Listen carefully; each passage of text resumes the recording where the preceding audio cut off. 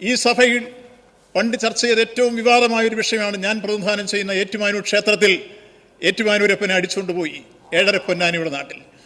അന്നത്തെ ആഭ്യന്തരമന്ത്രി സഹ ടി.കെ. രാമകൃഷ്ണനായിരുന്നു. മുഖ്യമന്ത്രി ബഹുമാനായ ഇ.കെ. നായനാരായിരുന്നു. അന്ന് പ്രതിപക്ഷ നേതാവ് ഒരു വെല്ലുവിളി നടത്തി. ഏറ്റുമാനൂരപ്പനെ നിങ്ങൾക്ക് പിടിച്ചു തരാമെങ്കിൽ ഞാനൊരു പൂച്ചെണ്ട് തരാമെന്നായിരുന്നു അന്ന് നിയമസഭയിൽ പറഞ്ഞത്. ആ പൂച്ചെണ്ടിന് വേണ്ടി അല്ലെങ്കിലും ടി.കെ. രാമകൃഷ്ണൻ കയ്യും മെയ്യും മറന്ന അന്വേഷണത്തിന് നേതൃത്വം ഏറ്റെടുത്തുകൊണ്ട് മുന്നോട്ട് പോയി. ഏറ്റുമാനൂർ ക്ഷേത്രത്തിൽ വന്ന അദ്ദേഹം തന്നെ ക്ഷേത്രത്തിൽ വന്ന സംഭവം ഞാൻ ഓർക്കുന്നു.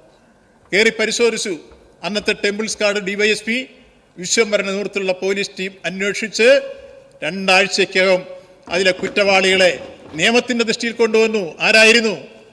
പാറശാലക്കാരൻ, INTUC-കാരൻ ഗുണ്ട, ഉന്നതനായ ഒരു കോൺഗ്രസ് നേതാവിന്റെ ഗുണ്ട, INTUC-കാരൻ നേതാവ് സ്റ്റീഫനായിരുന്നു സാർ അന്നത്തെ പ്രതി.